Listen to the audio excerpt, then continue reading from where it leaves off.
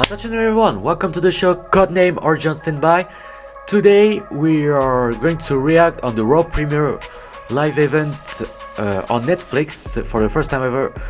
When I record this video, the episode happened in the 6th days of January, so we should say let's go. Everyone, I'm so sorry, but to disappoint you, actually I've got a problem with the sound of my live reaction video about Monday Night Raw on Netflix. I don't know why actually my audio sounds when I record it, I miss some parts, so I try to figure out how to get back then, but in that case I will just propose you about my opinion about what I thought about this episode. I'm so sorry, but next time when we live reaction this video, and if I can find a solution about my problem, I will post to you the live reaction about the Raw premiere on Netflix. So let's get back to the video. Well, that was a very good show. Wow. So actually, in my opinions, first of all, about how we start this show with Triple H, who's telling us about the story of Monday Night Raw, and so this history of WWE, and also we conclude his speech with his fetish phrase, "Are you ready to Los Angeles, California?" And also he just said that we are entering right now on the WWE Raw Netflix era, which is awesome, and all because of the genius of the and creation of Triple H. So thank you, Paul Levesque, thank you. Then we got the final boss, the People's Champion, The Rock, who's make a surprise appearance on Monday Night Raw, and also when he comes to the ring, he gets also a promo speech for the new era of Monday Night Raw on Netflix, and also he shout out to the current WWE Undisputed Universal Champion, the American Nightmare, Cody Rhodes, who says that he's doing an amazing job, and I share also the same opinion with The Rock, because not gonna lie, Cody maybe is not the same reign that Roman Reigns does in the past, but actually for a first world champion reign, Cody did a great job for me. And talk about Roman Reigns and Sikoa, he take credits to watching carefully the next segment coming, and it surprised me because actually the next segment is the tribal combat for the Ola Fala, or the to become the undisputed and only tribal chief between Roman Reigns and Sikoa, because actually I thought it's gonna be the main event, but actually all the match that we got are main event potential for Monday Night Raw, so it doesn't matter actually. And you know what, when The Rock conclude this segment, actually he say a catchphrase that I didn't expect it.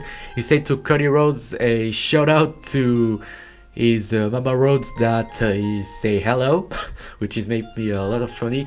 And also he conclude with his famous catchphrase, "If you smell what The Rock is cooking," perfect. And then here comes the first match of the evening, Roman Reigns versus Solo Sikoa to become the one and only tribal chief in the tribal combat fight with the Ula Fala on the line. Ula Fala is the actually what they wearing when to say that they're the top dog on the Samoan tribe, yeah. And actually this match was nothing special in ring, because the two competitors are not especially into the in-ring performance, but the story they tell was very good. It was like all the story that Cody made with Solo Sikoa at SummerSlam last year, and also at WrestleMania last year with Cody and Roman, with overbooking.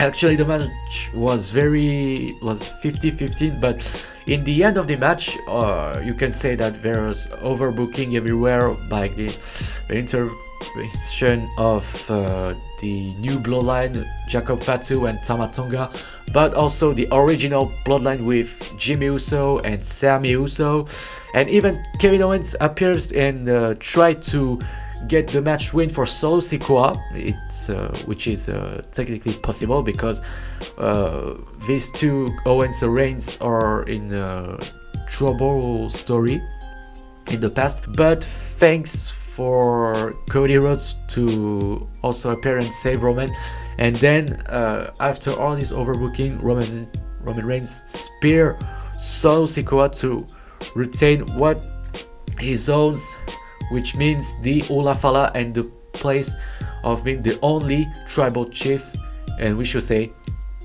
acknowledge him. After this match, we've got a interview segment with presented by Jackie Redmond with her guest, the most hated person in WWE, actually, the New Day. The storyline about the New Day is for me a masterpiece because since they betray Biggie in the New Day 10-year celebration, they've been booing every single weekend, everywhere when I goes, and just thought in my mind that may just be Dominic Mysterio. And what's funny that I thought is that the poor Jackie Redmond was like, why she's doing here and why she's doing this. So it was a very funny segment, and actually the New Day can say anything because the crowd were wildest, and even that's not even the wildest moment of this episode. I will tell you later why. After this promo, we've got John Cena's who appears in the ring, and I'm not gonna lie, when I see him I cried because actually you saw that and you know that actually John Cena is on his farewell tour. This is his last year, 2025. It was very nostalgic to see him, and when he comes to the ring he says some few words for also the new era on the Netflix, and also when he asking people on Los Angeles, California, that actually if he should be running for a last World Heavyweight Championship match. And actually in the first he's joking that maybe he don't need it because actually this is the last year, so he don't need it anymore. But the crowd of Los Angeles, and that's why I love WWE and wrestling in general, because actually the crowd in the wrestling decide what is this for their favorite hero, and they starting to chant so that Cena deserve another title, another world title, and also break Ric Flair's record. And then John Cena, and at this moment I got chills when he announced this, that John Cena is going to get involved in the Royal Rumble's match on the same name pay-per-view, PLE call it, yeah. And actually is going to take part in February the first day. I think I will make a react to, I don't know yet, but if I have enough time, maybe I could make also a react to the Royal Rumble. It could be awesome. But yeah, Cena in the Rumble, masterpiece actually. And then after this promo, we've got the second match of the evening, which is for the World Women's Championship between the current and defending champion Liv Morgan against her longtime enemies Rhea Ripley.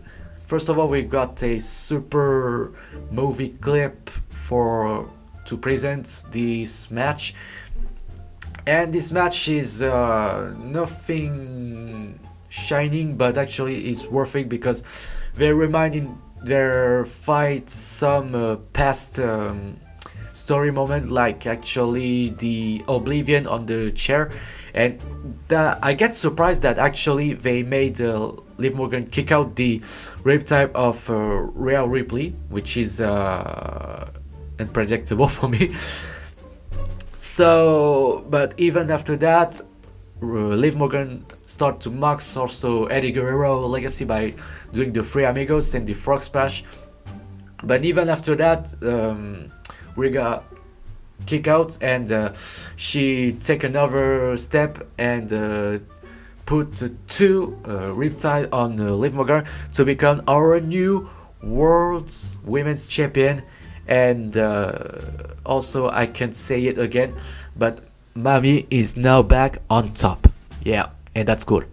And then also there are another surprise that is that the Undertaker just appeared to celebrate the winning of Rhea, which is a very beautiful moment, because actually in the past few years we didn't know who is gonna succeed to Undertaker.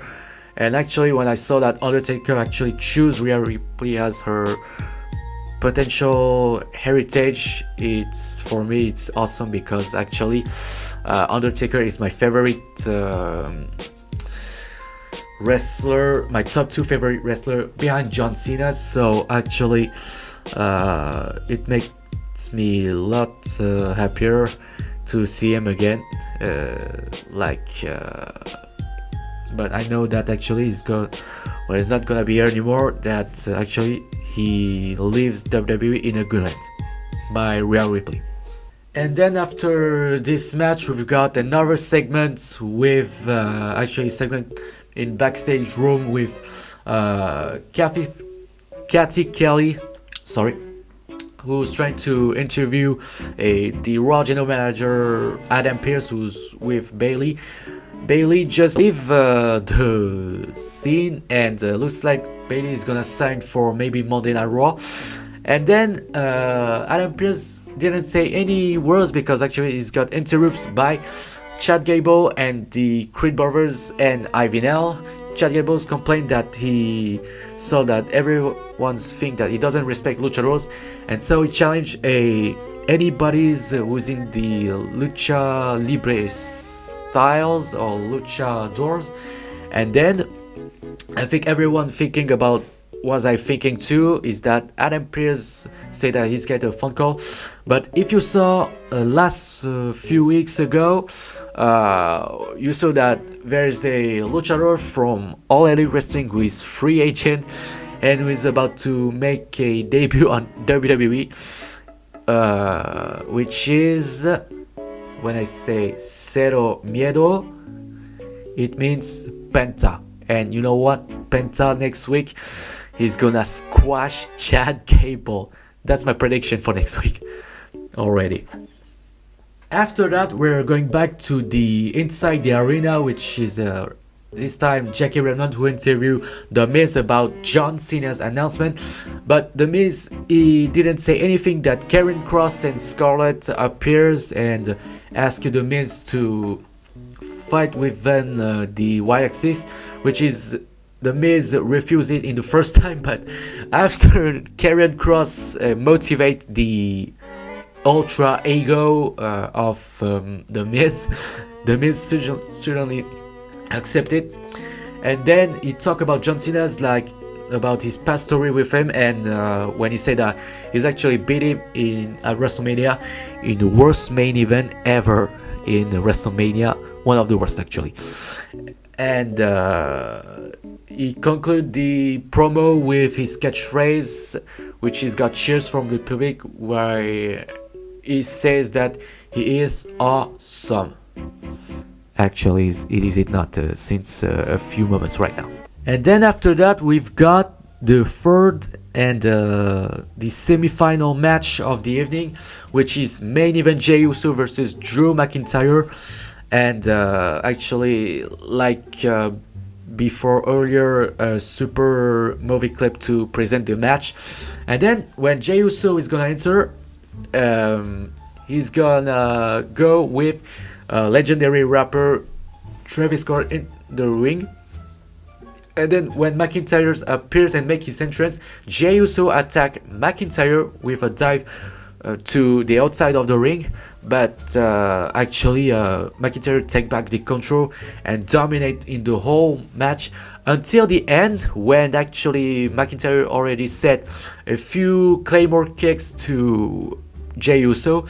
But then when he was about to finishing the match with another Claymore and conclude for the win, Jey Uso countered the Claymore kick and take McIntyre's shoulders and make a crucifix spin for the win, which is genius, and that surprised me a lot also.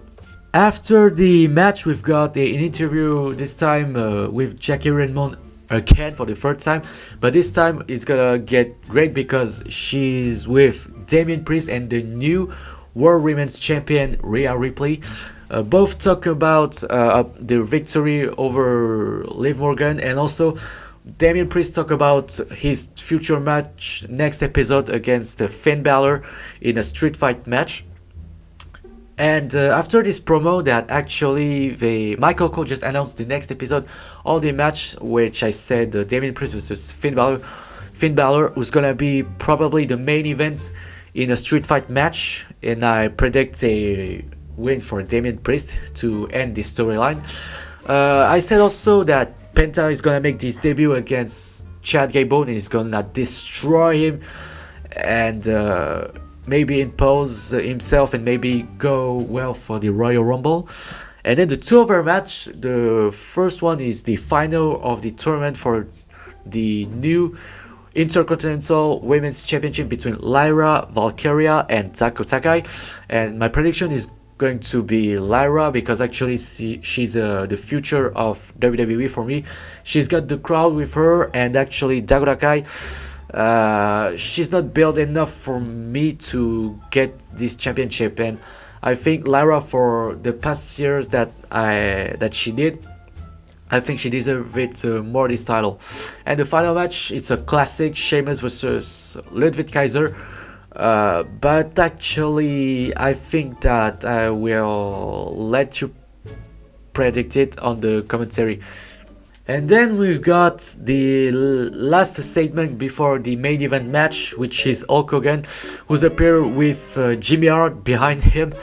And that's the wildest moment of this episode, that people in Los Angeles, California start to booing him a lot, and looks like Hulk Hogan just beat the New Day and Dominic Mysterio, and maybe when he couldn't place any words actually under this crowd who's booing, maybe when I saw that it's because of politics opinion or some reason like that, but yeah, it surprised me a lot. And so maybe that's convinced that Hulk Hogan is not welcomed in Los Angeles anymore, and that's the fun part of this segment. And finally, the main event of this episode is the match between Seth freaking Rollins, the Visionary, against CM Punk, his longtime enemies. Yet another great storyline movie clip to present this match. The two competitors enter this match, and when this match starts, it's a brutal fight between two enemies with a lot of tensions. And what caught my attention in this match is when actually Seth Rollins dominated the whole fight, and also still CM Punk finishes the GTS twice, and also Punk steal the stomp from Rollins also. And after some finishers move, stomp in the some first time and two pedigrees, even one from the announce table, it wasn't enough to win this match. And when in the end of the match, CM Punk was in the top rope in the one of the corner, when Seth Rollins was going for his usually combo superplex and Falcon Arrow, but when he's going to do the Falcon Arrow, CM Punk counter it and give Seth Rollins 2 GTS for the win. And after the match, it was looks like both of them was very exhausted about this fight. And after that, the episode cuts on Netflix. CM Punk make a promo that 2025 gonna be his year, and so he's ready to take any single opportunity that he have and that he will get in the future.